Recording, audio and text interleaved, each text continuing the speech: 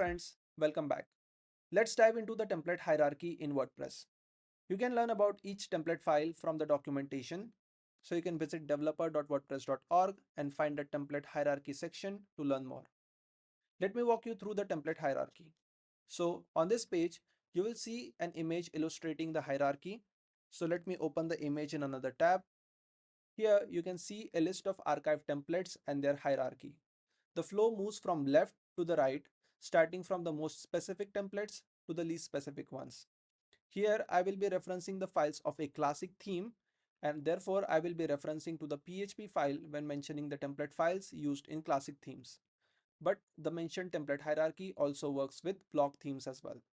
For example, for the archive pages, the main template file is archive.php. WordPress provides templates for different types of archives such as author archive, category archive, custom post type archive, custom taxonomy archive, date archive, and the tag archive. For author archive, you can create template files specific to authors. For instance, if my username is Pranav and my nice name is also Pranav, I can create a template file named authorpranav.php, which will load whenever someone visits my archive page. If the template doesn't exist, WordPress will fall back to the template named author_id.php. So for example, author1.php if my user ID is 1. If that doesn't exist either, it will look for author.php, then archive.php, and finally it will fall back to index.php. This hierarchical approach allows you to create customized design for different authors. For example, you can have unique templates for specific authors like primary or popular author, while others can use the general author.php template or even the archive.php template. Similarly, for category archives, you have the following options: category slug.php, then category id.php, then we have the category.php file and archive.php.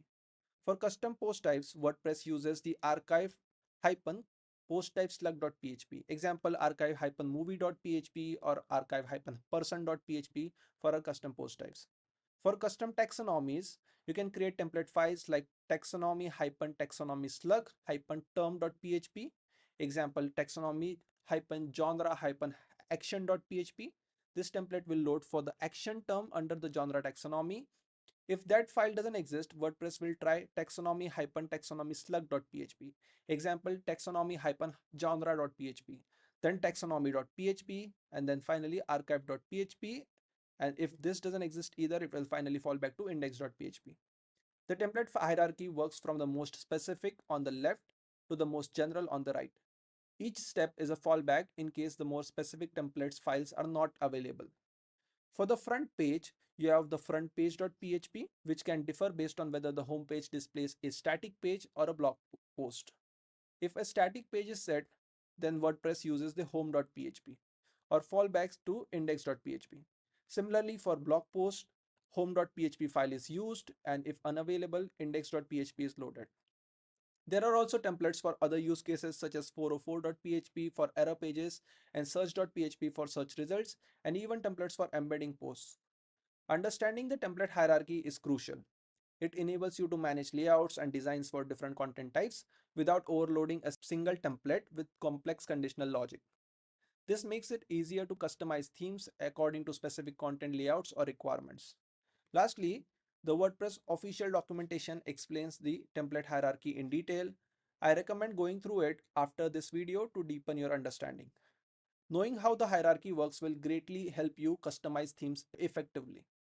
That's it for the template hierarchy. Please explore the hierarchy further and apply it to your themes for better content management and customization. Thank you for watching. See you in the next one. Jai WordPress.